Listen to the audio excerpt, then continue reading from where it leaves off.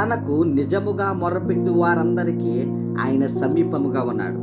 ప్రార్థన మనలను దేవునికి దగ్గరగా చేస్తుంది.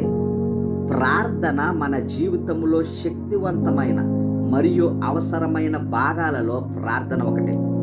ఇది దేవునితో మనకు ఒక మంచి ప్రత్యక్ష సంభాషణకు ఒక మంచి మార్గముగా ప్రార్థన ఉంటుంది.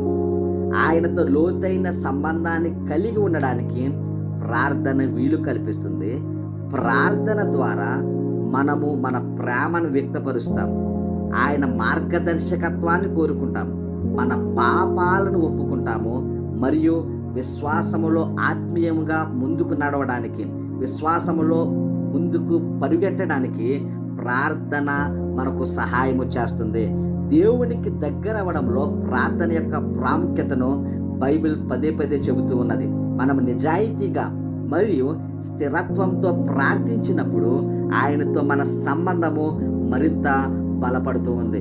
ఇతరులతో మనం ఏ విధంగా సంభాషిస్తామో, లేదంటే ఒక వ్యక్తి మరొక వ్యక్తితో ఏ విధంగా ఒక మంచి స్నేహాన్ని కలిగి ఉంటాడో, భార్య భర్త, భర్త భార్య, తల్లిదండ్రులు బిడ్డలు, బిడ్డలు తల్లిదండ్రులు, ఏ విధంగా ఒక వ్యక్తి మరొక వ్యక్తితో ఒక మంచి సంభాషణ ఏ విధంగా కలిగి ఉంటారో, అలాగే మనము దేవునితో క్రమము తప్పకుండా మాట్లాడినప్పుడు ఆయనతో మన సంబంధము కూడా అలాగే పెరుగుతుంది.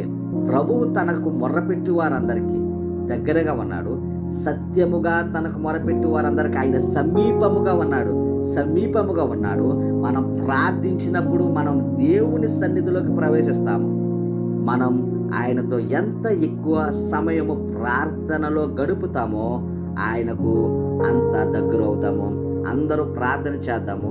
మీ ఆత్మీయ జీవితంలో ప్రార్థనను నిర్లక్ష్యం చేయొద్దు, ప్రార్థనను దూరము చేయొద్దు. మీరు ఎంత పని ఒత్తిడిలో ఉన్నా, మీకు ఎన్ని ఉద్యోగాలున్నా, వ్యాపారాలున్నా, ఎంత పని ఒత్తిడున్నా ప్రార్థనను నిర్లక్ష్యం చేయొద్దు. శత్రువుకి అవకాశం ఇవ్వద్దు. ప్రార్థన ద్వారా మీరు విజయము సాధించాలి. ప్రార్థన ద్వారా దేవుని యొక్క శక్తిని మీరు పొందుకోవాలి. ప్రార్థన ద్వారా మీ జీవితంలో గొప్ప మేలును మీరు పొందుకోవాలని నేను కోరుకుంటూ నా మాట నేను ముగిస్తూ ఉన్నాను.